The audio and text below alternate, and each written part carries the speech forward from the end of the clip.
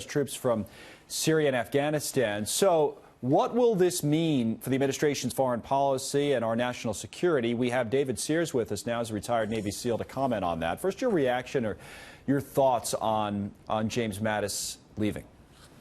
Well, he's greatly respected throughout the community, the entire Defense Department, the interagency. He's an extremely intelligent man. With that said, I think he did the exact right thing. He figured out that his worldview and where he's trying to go no longer match up with the president's, or it came to a point where they didn't, and he chose to leave, which is the right choice. Right. He said as much in his resignation letter, and now doesn't that make replacing him difficult? And some of the names that are thrown around, whether it's General Keane or others, would agree with Secretary Mattis on many of these issues, especially Syria, right? They would. So this is why we have, it's not the president's national security staff. It's going to be Department of Defense confirmed cabinet member by the Senate. So you may not have somebody who lines up exactly with President Trump, but they definitely know what they're coming into. How does it affect, or how do you think it affects morale, and how much does that matter from your own experience of being in the military? I don't know how long you served, but I assume that it was long enough that you served under administrations that on a personal level you may have agreed with, some you may have disagreed with, certainly individual decisions that you may have agreed or disagreed with personally. But as you point out, the polling backs this up, polling of the military, he was very popular, Secretary Mattis. He was, and I served over 20 plus years, so under multiple presidents and lots of different leadership.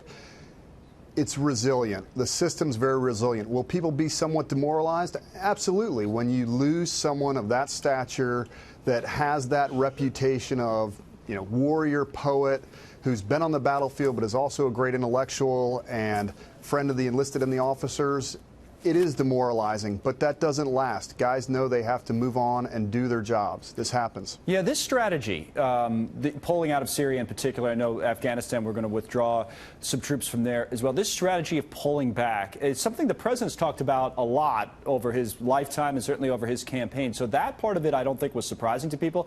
Maybe the abrupt nature of how it was announced and whether Secretary Mattis was consulted on it this week was surprising. What's your personal view on that? Because there'll be a lot of people coming out and say now we're less safe because of this, that type of thing. Are people going too far in their kind of analysis of it?